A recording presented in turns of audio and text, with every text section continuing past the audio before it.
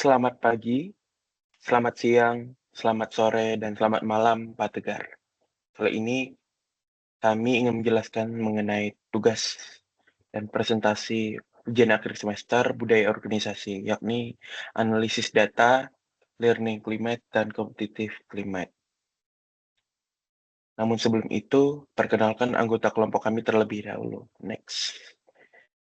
Saya sendiri, Randi Diagnostus, dengan NPM 220326951. Saya Cindy Kolbe Simanjuntak, NPM 22032699. Saya Margaret Grace Bramasda, NPM 220326945.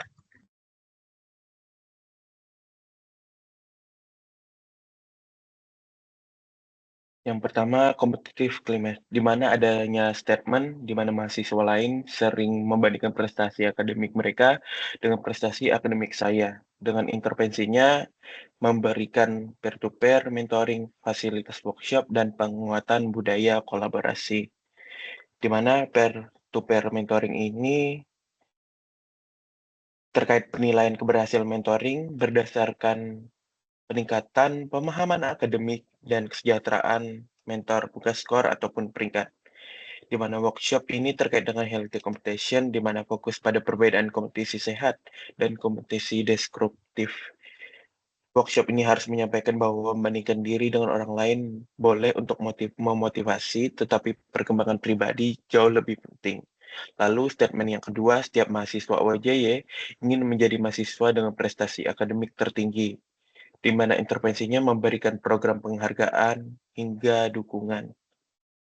Program penghargaan ini terkait dengan inovasi dan kreativitas, penghargaan proyek inovatif di bidang akademik maupun di bidang non-akademik, seperti soft skill dan kepemimpinan.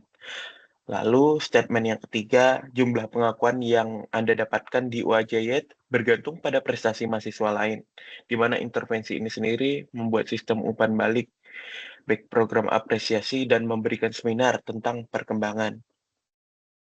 Implementasi sistem umpan balik ini sendiri salah satunya dilakukan oleh dosen dengan memberikan feedback spesifik berdasarkan perkembangan individu di mahasiswa tersebut. Lalu program apresiasi ini bukan hanya diberikan kepada mahasiswa terbaik, tetapi perbaikan paling signifikan dan berkonsistensi usaha. Dan seminar ini terkait yang menekankan upaya perbaikan dan pertumbuhan diri dibandingkan pengakuan eksternal. Lalu statement yang keempat, dosen-dosen yang sering membandingkan kinerja kuliah saya dengan kinerja kuliah mahasiswa lain. Dengan intervensi, memberikan pelatihan dosen mengenai pemberian umpan balik, penilaian metode yang transparan, dan melakukan metode pembelajaran yang kolaboratif, di mana pelatihan dosen ini dapat memberikan umpan balik dengan pelatihan berkala yang terkait dengan metode feed forward yang berfokus pada saran konkret untuk masa depan. Next. Di sini ada grafik competitive climate di mana mahasiswa lain yang sering membandingkan prestasi akademik mereka dengan prestasi akademik saya, di mana sebanyak 25% mahasiswa setuju dan 25% mahasiswa sangat setuju, di mana menunjukkan tingginya perasaan mahasiswa bahwa lingkungan belajar bersifat kompetitif. Pola ini menunjukkan adanya peer pressure atau tekanan sosial untuk berprestasi yang dapat mengganggu kesejahteraan mental mahasiswa. Lalu, setiap mahasiswa OAJY ingin menjadi mahasiswa dengan prestasi akademik tertinggi, di mana 44% setuju, 24% setuju juga, dan menunjukkan mayoritas mahasiswa merasa terdorong. Dan adapun pengakuan yang Anda dapatkan di OAJY bergantung pada prestasi yang dibandingkan dengan mahasiswa lain, di mana 38% setuju dan 28% itu netral, yang pada fokusnya prestasi yang bersifat komparatif ini dapat menurunkan rasa percaya diri pada mahasiswa dengan performa lebih rendah dan menciptakan lingkungan eksklusif. Yang terakhir ini yakni saya sering membandingkan kinerja kuliah saya dengan kinerja kuliah mahasiswa lain, di mana 36% setuju dan 25% netral, dan membandingkan hasil belajar ini menciptakan lingkungan yang tidak mendukung perkembangan individu dan dinilai berdasarkan orang lain, bukan kemajuan diri sendiri. Dan slide selanjutnya akan dijelaskan oleh teman saya.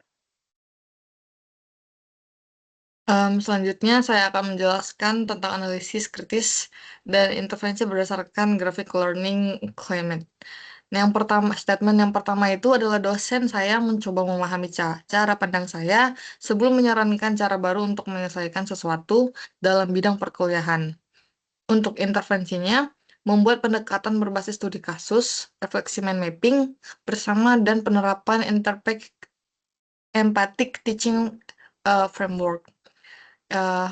Penerapan empathic teaching framework ini sebelum memberikan arahan, dosen itu harus menggunakan teknologi dialogis seperti bertanya bagaimana pendapat kamu untuk masalah ini ataupun apa tantangan utama yang kamu lalui dan kamu temui.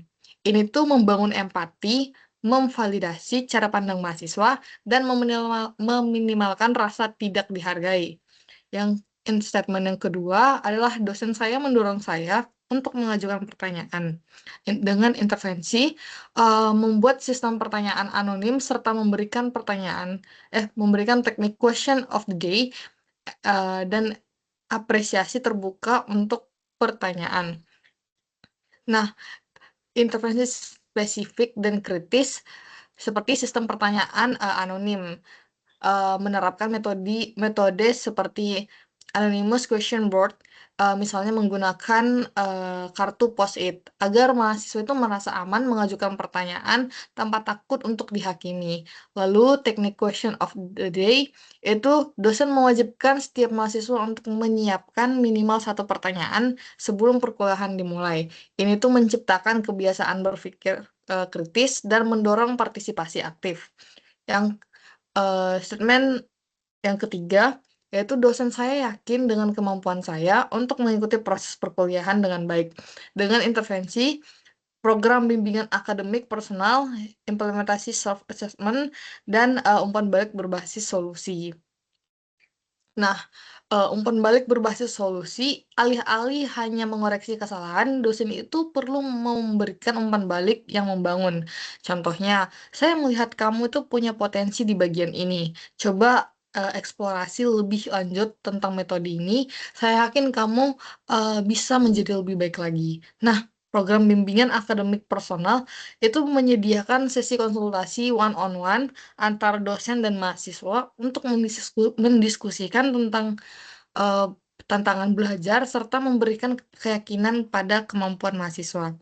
Lalu statement yang keempat, yaitu dosen saya memahami kebutuhan akademik saya dalam perkuliahan dengan intervensi, survei kebutuhan akademik, pembelajaran diferensiasi, dan sesi check-in mingguan.